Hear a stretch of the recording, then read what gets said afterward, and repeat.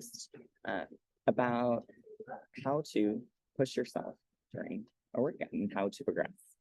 Well, and I think the fun thing for that is that it's going to look a little bit different for everyone depending on your setup, which is why we wanted to kind of talk about it, because not every gym is going to have everything. And as you guys know, if you've done the workouts, we from Milan, we personally work out at Planet Fitness, and so they're either don't go, like for me, they don't have heavy enough dumbbells for certain things. So like, oh, how do I still get a good workout with limited amount of weights? And then even the dumbbells themselves, they go up by 5-pound increments. So when you're pushing, you may need to push harder, but not ready for the next weight up. So there's different ways to challenge yourself with the weight that you have until you're able and confident to make the 5-pound jump to the next dumbbells, right? And so with that, one of the things is if the rep scheme that's prescribed, you could just do a little bit more of those. So go to where you're actually gassing out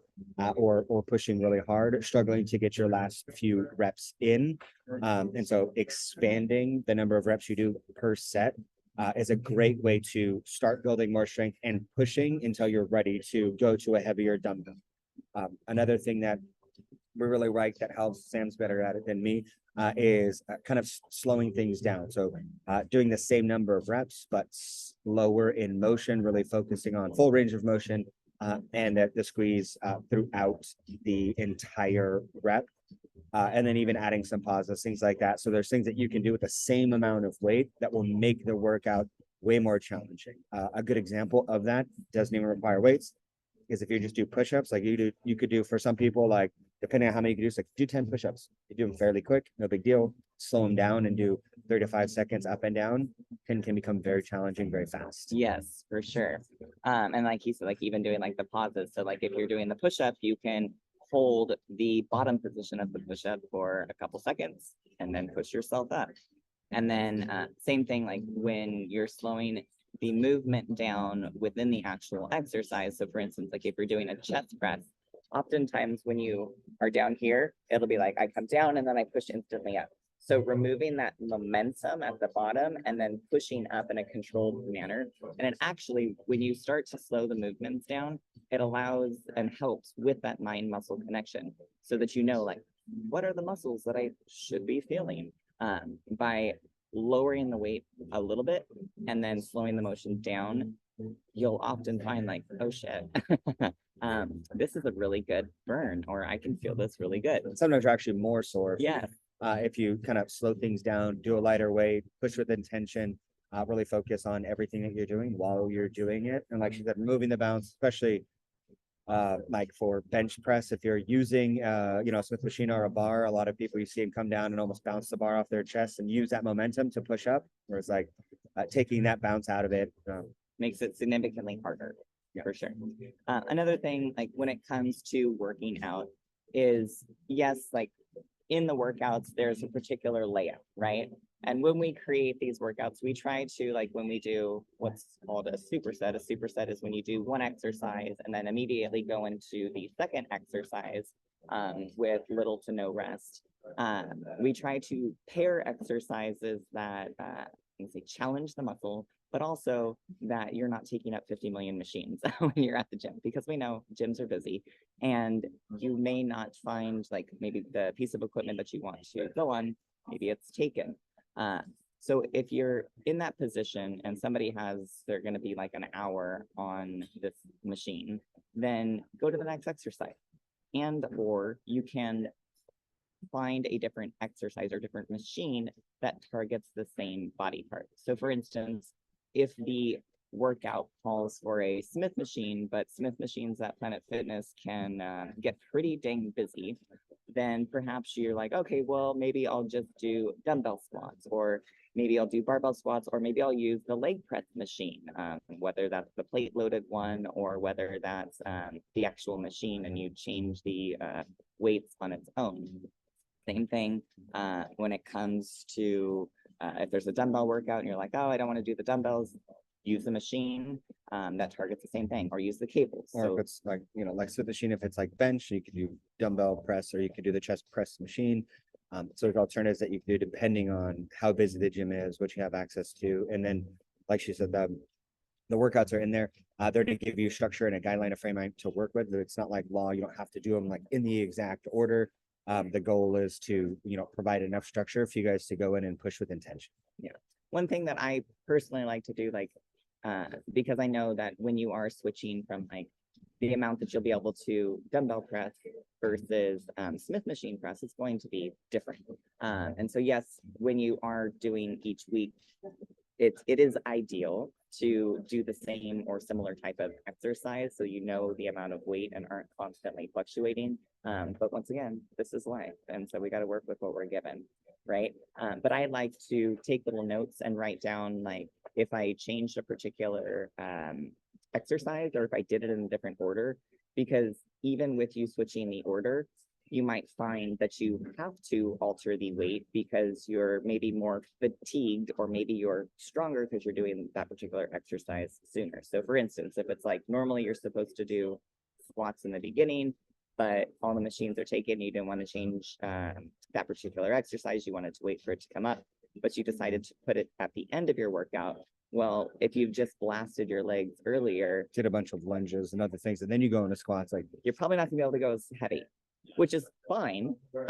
You're just gonna feel it differently. which is why the in the breakdown, like the perceived effort is so important, because like you're pushing hard and working out hard with intention will look different depending on the order that you do it. All kinds of variables will play a factor, which is why sometimes just logging your weight may not be enough, or sometimes it can feel defeating if other circumstances or things in life play a factor, and you go into the gym and it's like, oh, I can't squat as much as I did last week, but there's so many things that play a factor. So make sure that you check that out and push to the right level of exertion. Yeah. And then another thing, like when it comes to that, like there's going to be some days where maybe you didn't get as much sleep.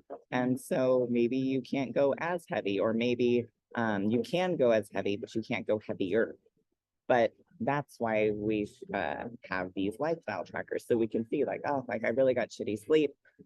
Maybe like I didn't get to push as hard as I wanted to in the gym, but sleep played a factor in it. And so we'll just say it helps with our emotions, and it removes those emotions and delivers the fat, right? But those are just some like main points. Is there anything else you wanted to cover when it comes to workouts?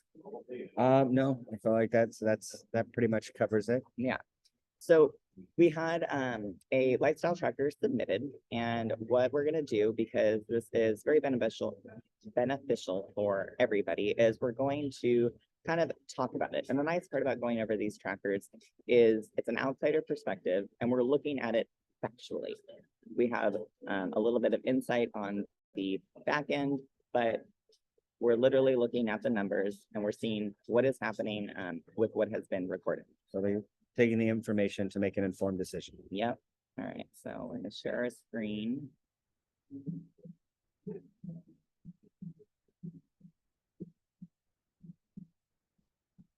Okay.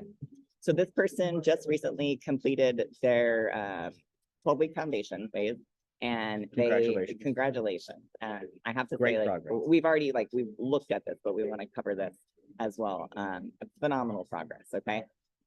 So how do we look at this lifestyle tracker, and how do we evaluate like what's happening? Well, when it comes to, first off, like when it comes to the foundation phase, the intention is to literally learn and build and create the skills, the habits, and the mindset to be able to execute on a particular goal when you're entering into the focus phase.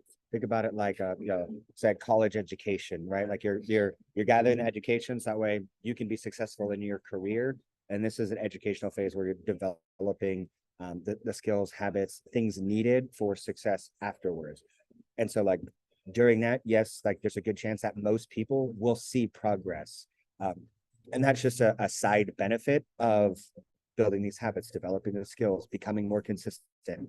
But the whole purpose of the foundation is to build a solid foundation. So that way you can be successful with this after the first 12 weeks and for the rest of your life. Yep. Yeah. So we're starting on week 3 here. And so in week 3, the goal is to listen to your hunger cues. And throughout this phase, it's about listening to your hunger. And so it's like eat when you're hungry, stop when you're full. We know that in the Fit with Food Challenge, there is a meal plan, and you can totally eat off of the meal plan because for a lot of people, the meal plans, they give guidance, right? They give an idea of like, okay, like what are some ways that I can create a meal that I can get more protein on me, right? Yeah. So if you're someone that, starting, you're like, I don't have no idea what to eat. Where do I start? Like, what do I do?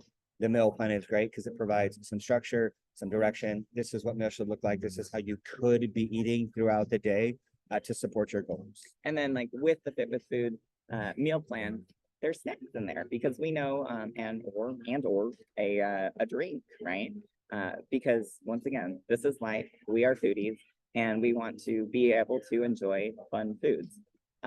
We don't know if this particular person had included those, but with this tracker, one of the key things is it's bringing awareness to you. It's letting you know, like, this is how much I'm eating. This is what my weight is doing with what I'm currently doing. So it's allowing you to be able to see with everything that I'm doing, this is the result that I'm getting. Yes. And so it provides a lot of clarity to be able to know, all right, how can I change the things that I'm doing if I want to change the result that I'm getting? For sure. And so for week 3, they started tracking their calories, and we can see that their weekly average, and this is where weekly averages come into play because our body, it operates off a continuum. It's not a 24-hour cycle. It's a continuum. It's I eat lower calories some days, I eat higher calories other days, but overall, this is the amount of average calories I'm consuming. And so this person started by eating around 2,000 calories.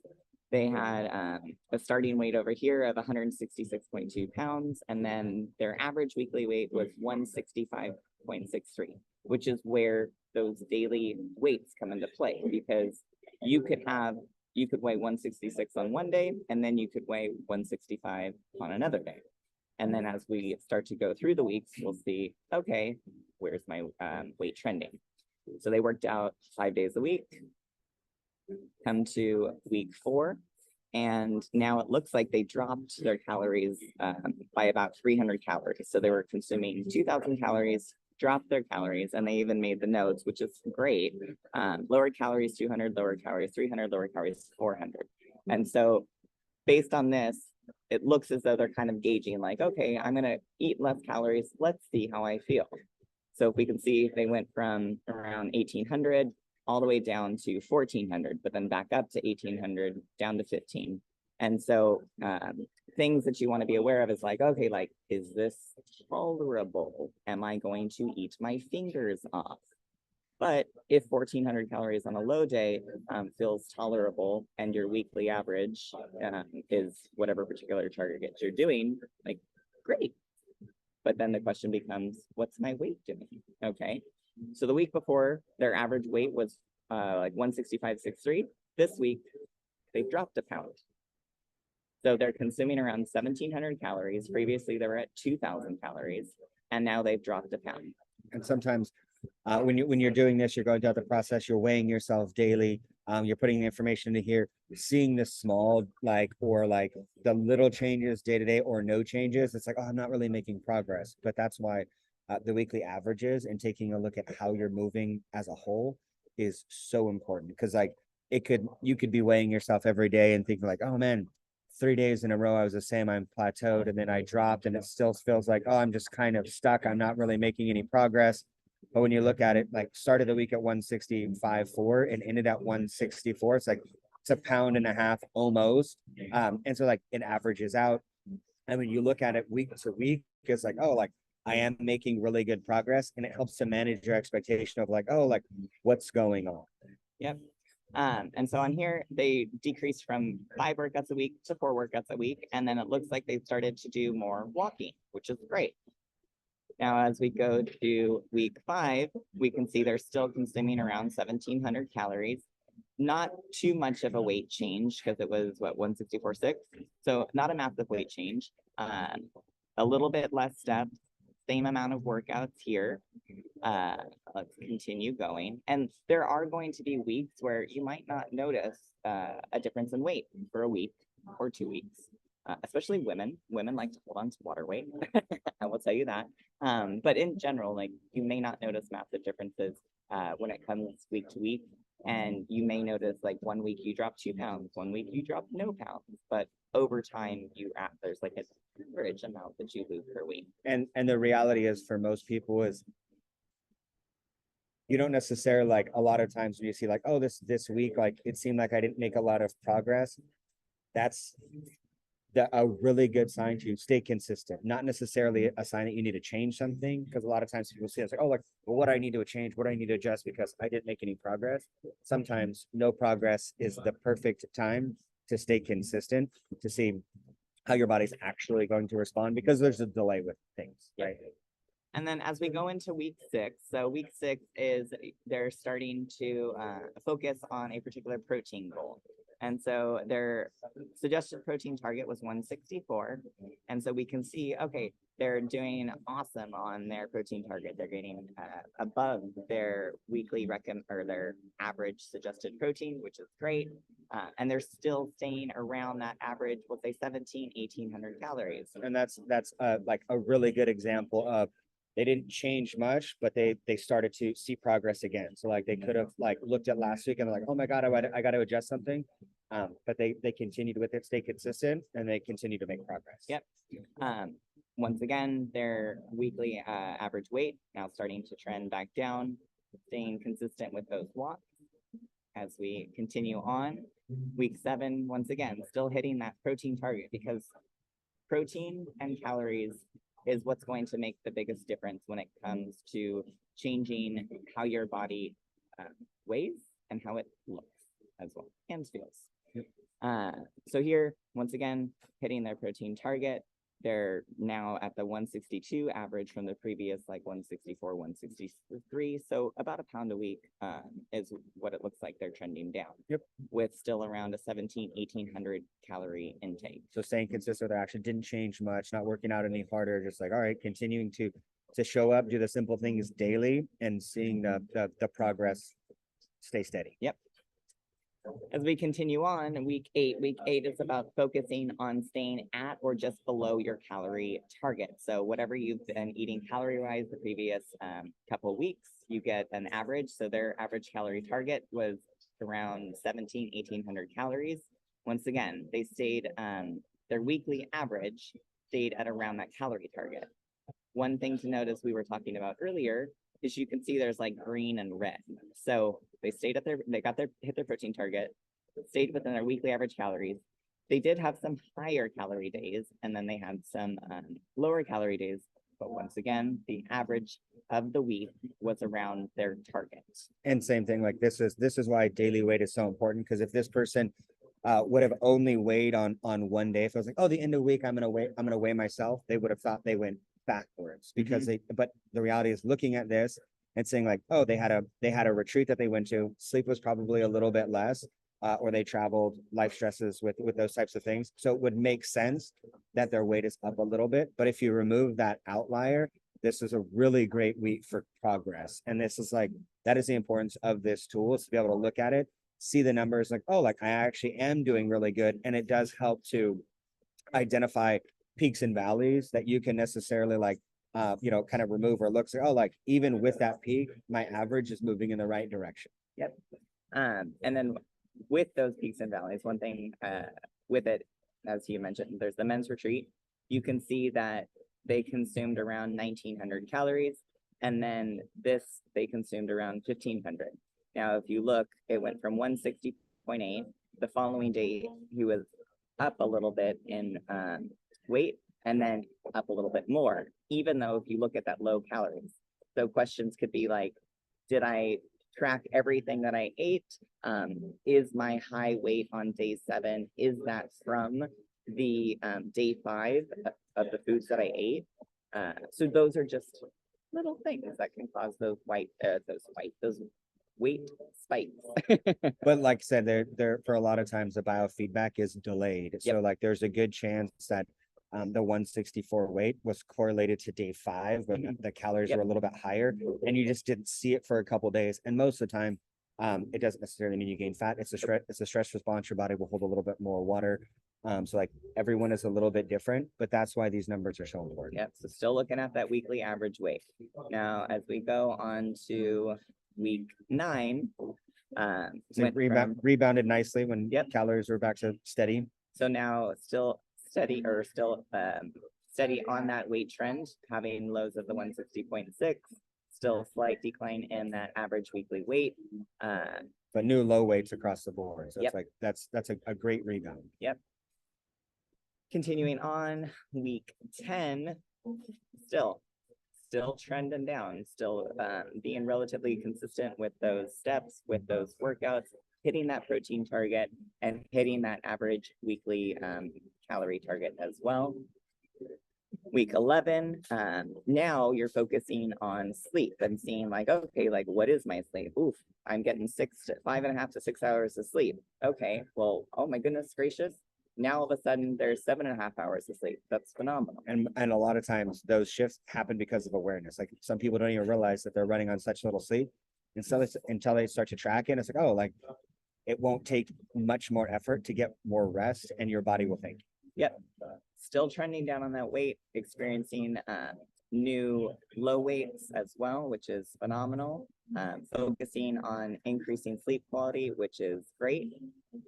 And then as we go down, sleep looks like had a little bit lower here, but overall weekly average is trending in an upward direction, which is good. And then now in week 12, rather than just getting those 20-minute walks, we're creating awareness and we're looking to see like, okay, I'm walking. How many steps am I getting? What does that even look like? Becoming a little bit more precise. Yep. But looking at this and looking over these weeks, this person has made significant progress.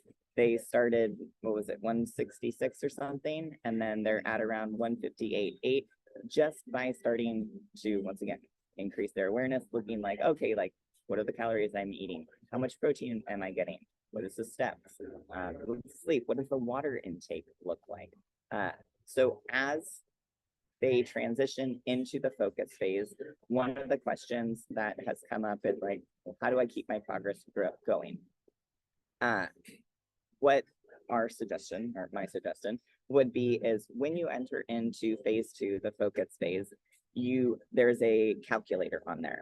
And in there, there's videos that's like, okay, like how quickly do you want to progress? Like, are you looking to do a pound a week, 2 pounds, or whatever? This is based on your particular body weight. How much time, focus, energy, what's going on in your life plays a factor when it comes to shredding fat.